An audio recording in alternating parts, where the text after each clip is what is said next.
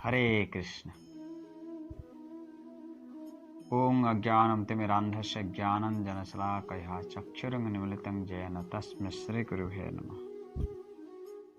ओं वंशकल्पतरुभ्यश्च कृपा सिन्धुभ्येव च पतितानां पावनेभ्यो वैष्णवेभ्यो नमः। अनंत कोटि वैष्णव चरणों में दंडवत प्रणाम। हरे कृष्ण।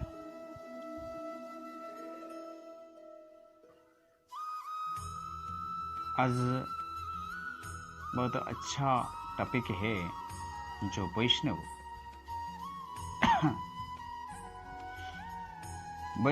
क्यों कंठीमाला पहनती है और ये तुलसी माला कंठीमाला क्यों पहनती है। वैष्णव के गले में जो तुलसी माला व कंठीमाला रहते हैं तो उनको क्यों पहनते हैं। श्री श्री श्री भक्तिवेदांत शिला प्रभुपाद लिखते हैं वैष्णव इसलिए गले में तुलसी की कंठी धारण करते हैं, ये शरीर भोग के लिए, ये शरीर भोग के लिए नहीं है। ये शरीर तो भगवान को अर्पण करना चाहिए। तो अर्पण कैसे करना चाहिए। ये शरीर केवल भोग के लिए नहीं है। भोग विलास एंजॉय वो भी पशु करते हैं तो मानव भी करते हैं। तो वही हुआ what is difference to human beings and animals. मानव और पशुओं की डिफरेंस क्या है। तो इसलिए मानव श्रेष्ठ जन्म है, मानव योनि श्रेष्ठ है क्योंकि उसके पास दिमाग रहते हैं, बुद्धि रहते हैं। तो इसलिए श्री श्री श्री भक्तिवेदांत शिला प्रभुपाद कहते हैं कि भगवान श्री राधा माधव राधा कृष्ण चंद्र को जो भोग लगाते हैं, कुछ अर्पण करते हैं, उसमें तुलसी पत्ता डालते हैं और तुलसी पत्ता के बिना भोग ऑफरिंग नहीं हुआ था और भोग भी प्रसाद ग्रहण नहीं करते हैं श्री राधा माधव जी। इसलिए श्री राधा माधव श्री राधा कृष्ण चंद्र भोग ग्रहण करते हैं, प्रसाद ग्रहण करते हैं तो बिना तुलसी पत्ता नहीं, तुलसी पत्ता होने से ही प्रसाद ग्रहण करते हैं और बिना तुलसी पत्ता से कभी भी इसे ग्रहण नहीं करेंगे। भगवान कभी भी ग्रहण नहीं करते। ठीक है, ऐसे ही हमारा जो शरीर है, ये शरीर एक पिंड और ये स्थूल पिंड से भगवान कृष्ण को अर्पण करने के लिए कुछ भी नहीं है। न मस्तिष्क माथा में तिलक है, न कंठी माला है। तो इसलिए हमारा वैष्णव संप्रदाय से ही हमारा महान आचार्य शिला प्रभुपाद है, श्री भक्तिवेदांत शिला प्रभुपाद कहते हैं जी कि ये तुलसी माला जब शरीर में रहते हैं तो ये शरीर जब भगवान के चरणों में प्रणाम करते हैं, पंचांग प्रणाम अष्टांग प्रणाम करते हैं ना, वो शरीर को ऑफरिंग हो जाता है भगवान के चरणों में, भगवान को दे देते हैं।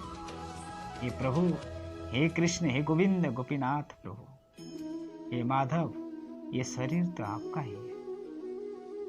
इसलिए ये पिंड, ये काया भगवान के चरणों में ऑफरिंग कर देते हैं। तो भगवान देखते हैं जब शरीर में तुलसी का कंठीमाला रहते हैं तो भगवान उसको ग्रहण कर लेते हैं ये शरीर को।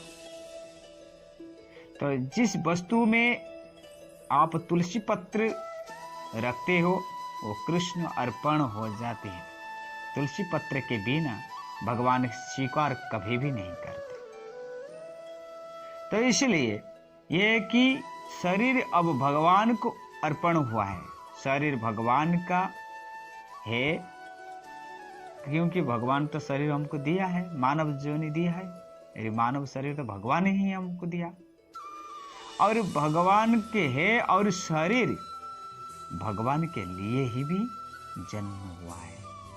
भगवान के लिए ये शरीर भगवान के लिए हुआ है, दूसरा कुछ नहीं, भगवान के लिए।